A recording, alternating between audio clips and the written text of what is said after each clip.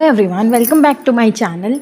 हिंदी की test series का ये है क्वेश्चन सीरीज़ नंबर 12। तो आइए शुरू करते हैं आज की वीडियो। हमारा फर्स्ट क्वेश्चन है, महाप्राण वर्ण कौन सा होता है? ऑप्शंस हैं वर्ग का पहला और तीसरा, दूसरा और चौथा, सभी स्वर या अंतस्थ व्यंजन। तो महाप्राण व्यंजन क्या होता है? ये महाप्राण वर्ण कौन सा होता है? हर वर्ग का दूसरा और चौथा प्राणवायु निकलने के आधार पर वर्णों के दो भेद होते हैं, अल्प प्राण और महाप्राण। जिन वर्णों के उच्चारण में ज़्यादा हवा निकलेगी उसको महाप्राण, और जिसके उच्चारण में कम हवा निकलेगी उसको अल्प प्राण बोलते हैं। जैसे आप क वर्ग के वर्णों को बोल के देखो, क, ख, ग, घ। तो क बोलने में हवा थोड़ी सी निकल रही है और ख बोलने में ज़्यादा निकल रही है। तो जिसमें कम हवा निकलेगी वो अल्प प्राण और जिसमें ज़्यादा निकलेगी वो महाप्राण। तो हर वर्ग का जो पहला होता है वो अल्प प्राण होता है, दूसरा महाप्राण होता है, तीसरा अल्प प्राण और चौथा महाप्राण होता है। और ऊष्म व्यंजन क्या होते हैं? श, स और ह, ये चारों कहलाते हैं ऊष्म व्यंजन। अगला सवाल है, स्वर तंत्रियों के आधार पर घोष या अघोष के कितने भेद हैं? 3, 2, 4 या 5? तो स्वर तंत्रियों के आधार पर घोष या अघोष के जो भेद है वो है 2। पहला सघोष और दूसरा अघोष। सघोष में होता है जिसमें आपकी हवा जो कंपन जो होता है, गूंज ज़्यादा होती है वो सघोष और कम होती है वो अघोष होता है।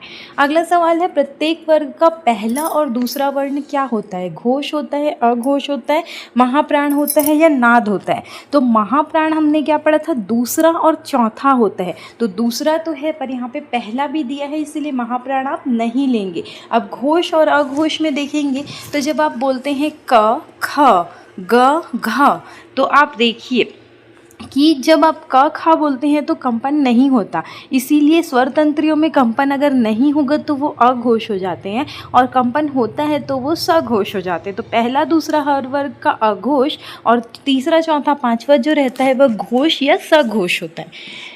अगला सवाल है, अनुनासिक को किसके द्वारा दर्शाया जाता है? अनुस्वार से, हलंत से, चंद्रबिंदु से या विसर्ग से? तो अनुनासिक को जो हम दर्शाते हैं वो दर्शाते हैं चंद्रबिंदु से।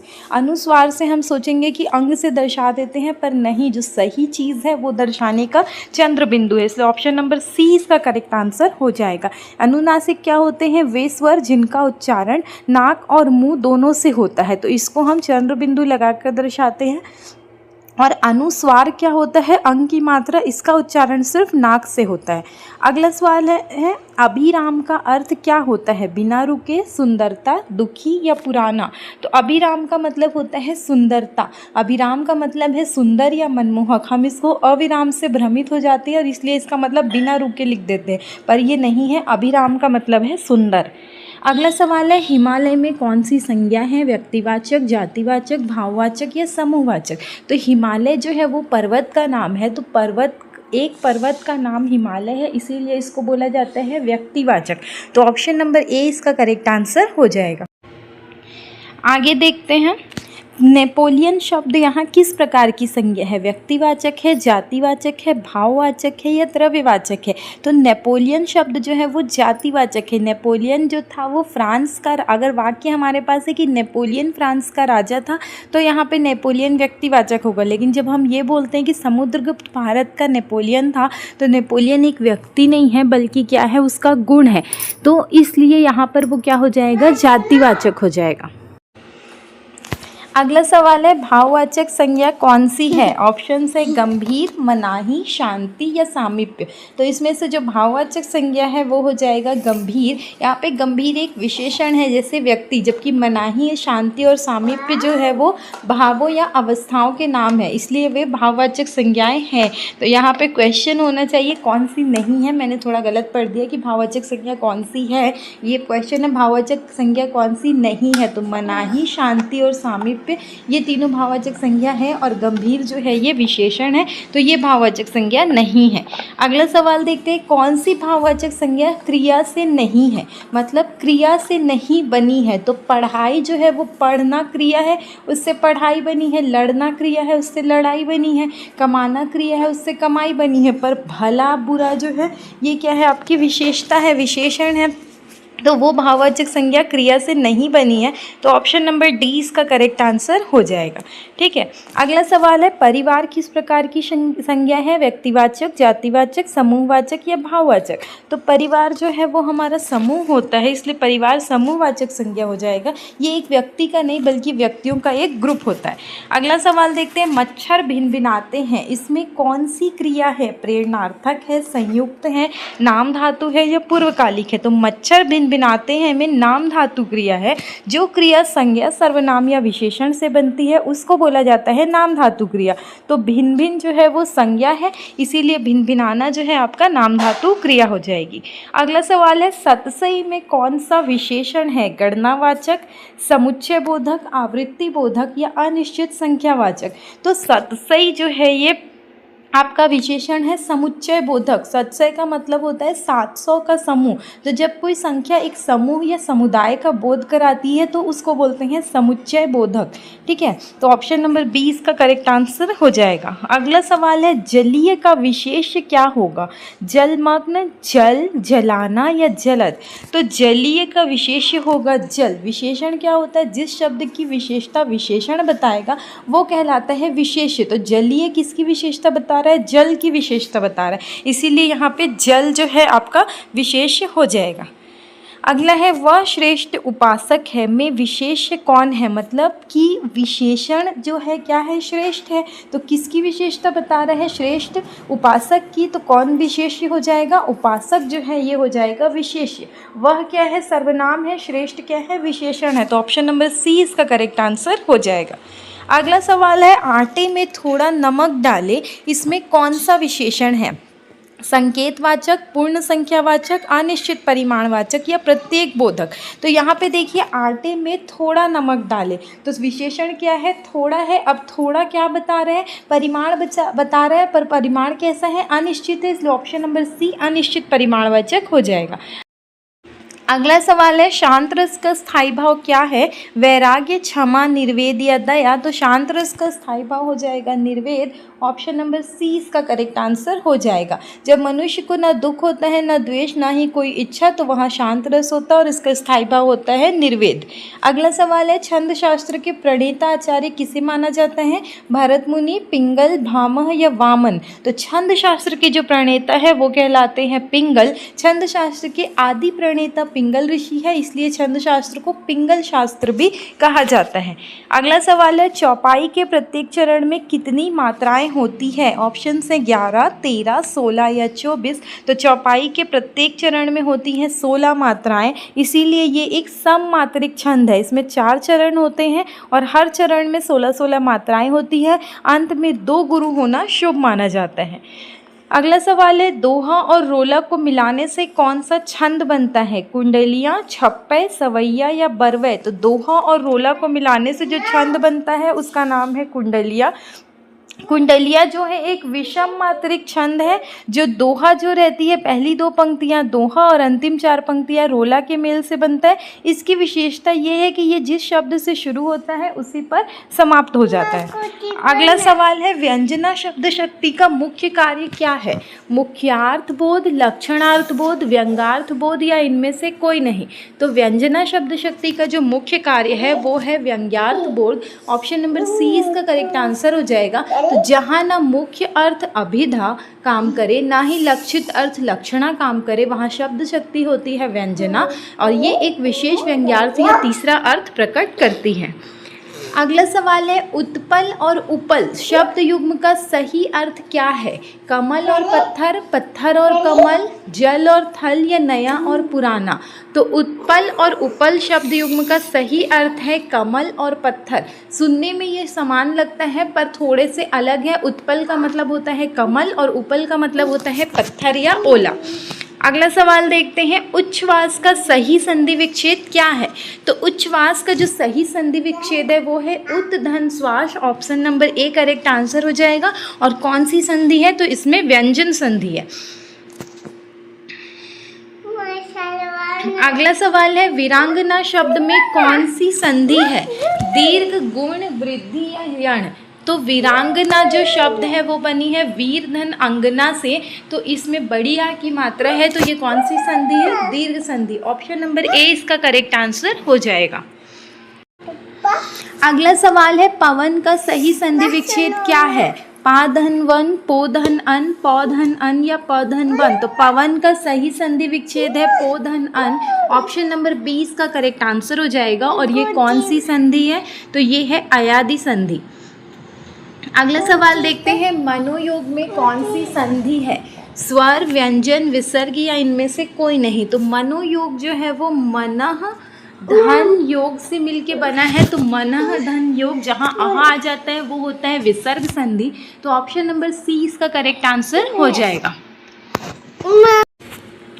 अगला सवाल देखते हैं अति धन उत्तम के मेल से कौन सा शब्द बनेगा? ऑप्शंस हैं अति उत्तम, अति उत्तम, अत्युत्तम या अति उत्तम। बी और डी समान विकल्प है, तो करेक्ट आंसर क्या हो जाएगा इसमें? अति धन उत्तम के मेल से बनेगा आपका अत्युत्तम। यहाँ पे कौन सी संधि हो जाएगी? तो ई और ऊ के मेल से य बन रहा है, तो ये होती है यण संधि। यण संधि की पहचान क्या है कि य और व के पहले आधा वर्ण आता है, चाहे कोई सा भी हो, तो वहाँ पे होती है यण संधि। तो यहाँ पे अत्युत्तम है, आधा था और उसके बाद य है, तो ये हो जाएगा आपका यण संधि।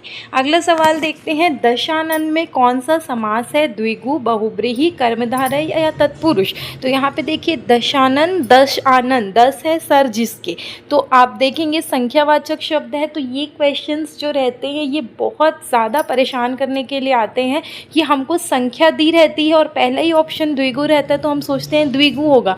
पर हमेशा आपको इनमें याद रखना है कि दशानन किसको बोलते हैं? तो इसको बोलते हैं दशानन, रावण को बोलते हैं। तो रावण को बोल रहे हैं, तो एक शब्द से दूसरा अर्थ जब निकलता है तो वहाँ पे होता है बहुब्रीहि समास। भले ही द्विगु ऑप्शन में हो और संख्यावाची हो, पर क्योंकि दूसरा अर्थ निकलेगा तो आपको बहुब्रीहि की तरफ जाना है, इसीलिए क्वेश्चन को पढ़ने के बाद ऑप्शंस को बहुत ध्यान से पढ़ेंगे। दशानन हो जाएगा बहुब्रीहि समास।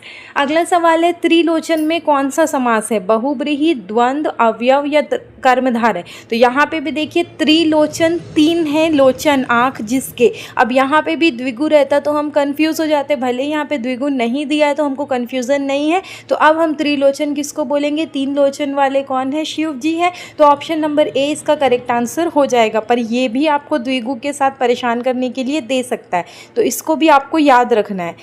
अगला सवाल है प्रतिदिन शब्द किस समास का उदाहरण है? तत्पुरुष, कर्मधारय, अवयवी या द्विगु। तो आप देखिए प्रतिदिन, प्रति लग रहा है, प्रति उपसर्ग है, तो जब भी अवयव लगे, उपसर्ग लगे, वो समास कौन सा होता है? अव्ययी भाव समास होता है। तो ऑप्शन नंबर सी इसका करेक्ट आंसर हो जाएगा। अगला सवाल है राजपुत्र में कौन सा तत्पुरुष समास है? कर्म, करण, संप्रदान या संबंध। तो आजकल आपको ऐसे क्वेश्चन मिलते हैं, हम राजपुत्र समझते हैं, राजा का पुत्र है, तो हमको पता है तत्पुरुष समास है। तो अब आपको ये नहीं पूछेगा तत्पुरुष है कि कौन सा है, अब आपको पूछेगा तत्पुरुष है तो कौन सा तत्पुरुष है। तो यहाँ पे देखिए राजा का पुत्र, तो राजा से क्या बन रहा है? संबंध बन रहा है, इसीलिए ये कौन सा तत्पुरुष हो जाएगा? संबंध तत्पुरुष। ऑप्शन नंबर डी इसका करेक्ट आंसर हो जाएगा। अगला सवाल है तरणी, तनुजा, तट, तमाल, तरुवर, बहुछाए, इसमें कौन सा अलंकार है?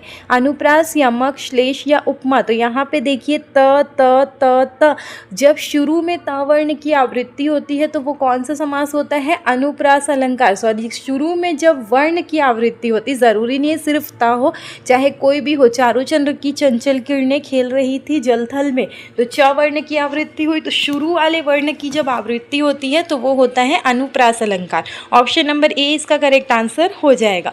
अगला सवाल है रही मन पानी राखिए, बिन पानी सब सून, पानी गए न उबरे, मोती मानुस चून। इसमें कौन सा अलंकार है? यमक, श्लेष, रूपक या वक्रोक्ति। तो यहाँ पे देखिए पानी, पानी 2 बार आया है, तो जहाँ पर शब्द की आवृत्ति होती है और हर बार शब्द का अर्थ अलग होता है तो वो आपका कहलाता है श्लेष अलंकार। जब एक शब्द में बहुत सारे अर्थ चिपके होते हैं, यहाँ पे पानी का मतलब क्या है? पानी का मतलब रहीमन पानी राखिए, मतलब आपको अपने अंदर लज्जा या शर्म रखनी है। बिन पानी सब सुन, तो यहाँ पानी का मतलब जल है। ठीक है, तो ऑप्शन नंबर क्या हो जाएगा, 20 का करेक्ट आंसर हो जाएगा श्लेष अलंकार। अगला सवाल है पीपर पात सरिसमंडोला, इसमें कौन सा अलंकार है, रूपक, उपमा, उत्प्रेक्षा या संदेह। तो पीपर पात सरिसमंडोला में आपका उपमा अलंकार है, जहाँ उपमेय की तुलना उपमान से हो। तो उपमेय क्या है, मन है, और उपमान क्या है, पीपल के पत्ते हैं। तो यहाँ कौन सा अलंकार है, उपमा।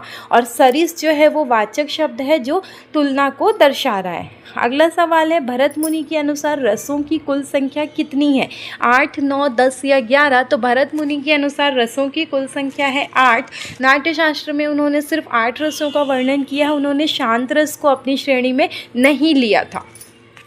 इसके बाद आते हैं विभत्स रस का स्थायी भाव क्या है, जुगुप्सा, विस्मय, क्रोध या भय।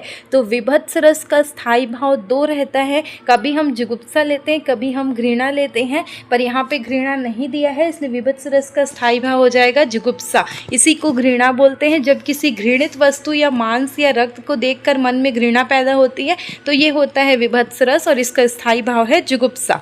अगला सवाल है परामर्श शब्द में कौन सा उपसर्ग है, परा, प, प्राम या इनमें से कोई नहीं। तो परामर्श शब्द में जो उपसर्ग है वो है परा, ऑप्शन नंबर ए इसका करेक्ट आंसर हो जाएगा।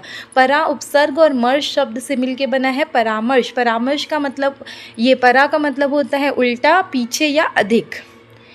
अगला सवाल है व्यर्थ शब्द में किन वर्णों की संधि हुई है, ईधन आ, ईधन आ, ईधन आ या ऊधन आ। तो व्यर्थ जो होता है वो होता है वी धन अर्थ, इससे मिलके बनता है व्यर्थ। तो वी में छोटी की मात्रा और फिर आ, तो ईधन आ के मेल से बना है व्यर्थ, ऑप्शन नंबर ए हो जाएगा करेक्ट आंसर। अब आपसे पूछेगा कौन सी संधि है, तो आप देखिए या है और या के आगे आधा वर्ण है, तो ये कौन सी संधि होती है, यण संधि होती है। तो ऑप्शन नंबर ए इसका करेक्ट आंसर, और कौन सी संधि पूछेगा तो यण संधि।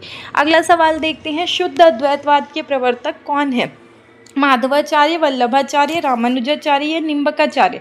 तो शुद्ध अद्वैतवाद के प्रवर्तक है वल्लभाचार्य। भक्ति काल के दर्शन में वल्लभाचार्य जो थे वो शुद्ध अद्वैतवाद का प्रतिपादन किया था इन्होंने। रामानुजाचार्य जो है वो विशिष्ट अद्वैतवाद, और माधवाचार्य ने द्वैतवाद का प्रवर्तन किया था।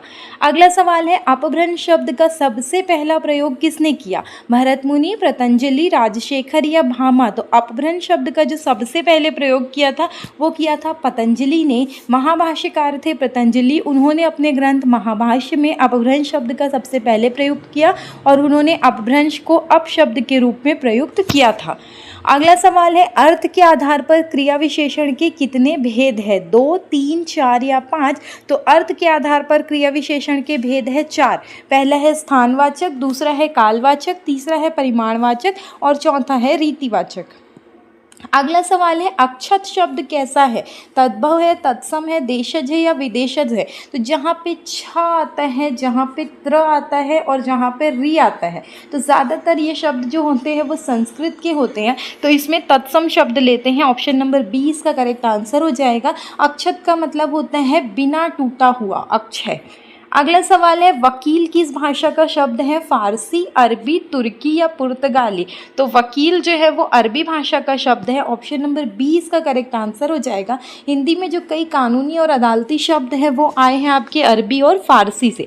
अगला सवाल है अलंकार संप्रदाय के प्रवर्तक कौन है, दंडी है, भामा है, मम्मट है या भरत मुनि। तो अलंकार संप्रदाय के प्रवर्तक है भामा। आचार्य भामा को अलंकार संप्रदाय का प्रवर्तक माना जाता है, और उनके ग्रंथ का नाम है काव्यालंकार। अगला सवाल है शब्दार्थो सहितो काव्यम, ये किसकी परिभाषा है, विश्वनाथ, भामा, पंडितराज जगन्नाथ या आनंदवर्धन। तो शब्दार्थो सहितो काव्यम ये परिभाषा है भामा की। शब्द और अर्थ का सहभाव साथ होना ही क्या है, काव्य है। ये काव्य लक्षण दिया था आचार्य भामा ने।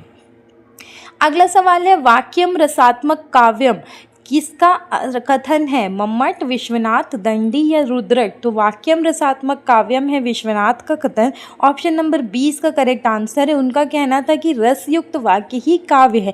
ये साहित्य दर्पण के रचयिता थे और इन्होंने 9 रस माने थे।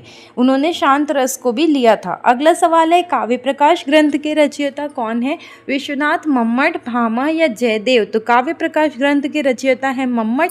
आचार्य मम्मट ने काव्य प्रकाश नामक अत्यंत प्रभावशाली लक्षण ग्रंथ की रचना की और इसको काव्य शास्त्र का प्रामाणिक ग्रंथ माना जाता है। अगला सवाल है, रोला और उल्लाला इनके मेल से कौन सा छंद बनता है?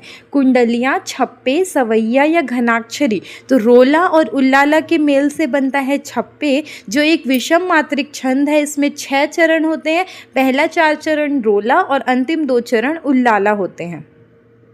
अगला सवाल है, बरवे किस प्रकार का छंद है? अर्ध सममात्रिक, सममात्रिक, वर्णिक या विषम?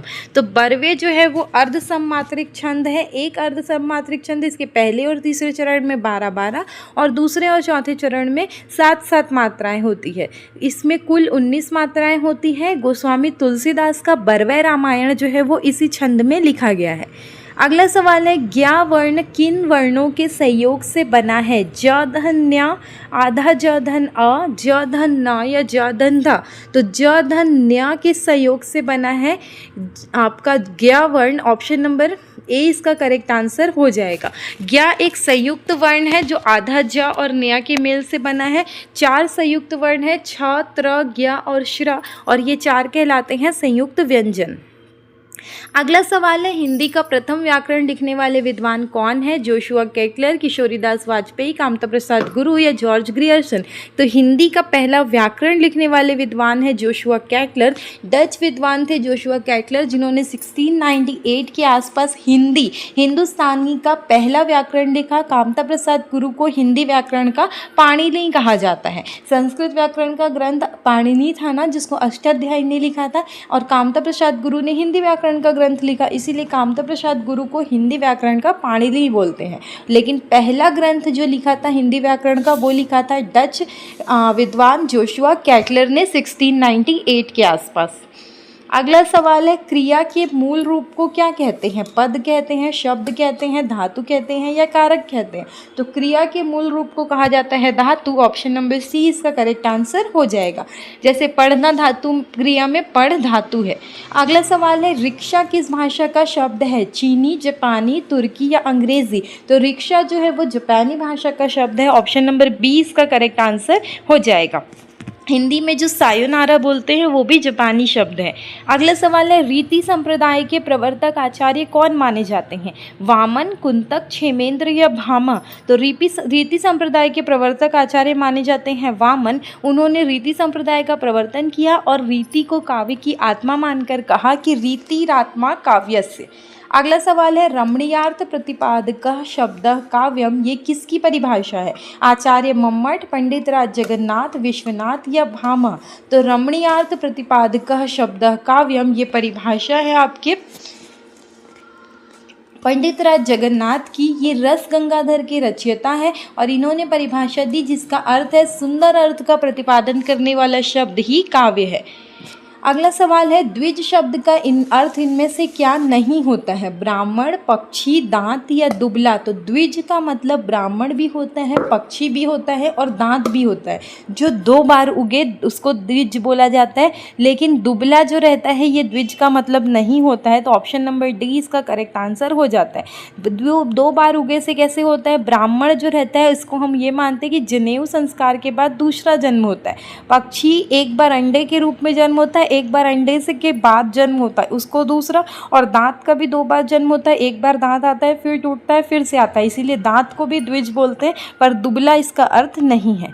तो ये थे हमारे आज के 55 क्वेश्चन ऑलमोस्ट थे। आई होप ये वीडियो आपके लिए हेल्पफुल हो। कुछ क्वेश्चंस जो थे वो ग्रामर सेक्शन से भी लिए गए, क्योंकि कुछ स्टेट के टेट में ग्रामर भी आपका सिलेबस में है, तो ये वीडियोस उनके लिए भी इम्पॉर्टेंट है, इसीलिए ग्रामर के क्वेश्चंस भी इसमें ऐड थे। ऐसे ही और वीडियोस के लिए आप चैनल पे जाके प्लेलिस्ट चेक कर सकते हैं, हिंदी, इंग्लिश और बाल विकास।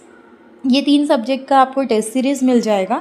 तो वीडियो को अगर आपको पसंद आता है तो आप वीडियो को लाइक करें। कोई भी सुझाव देना हो आप कमेंट सेक्शन में लिख सकते हैं। और if you want to support me, do subscribe the channel and share this video with your friends and family. Thank you, have a nice day.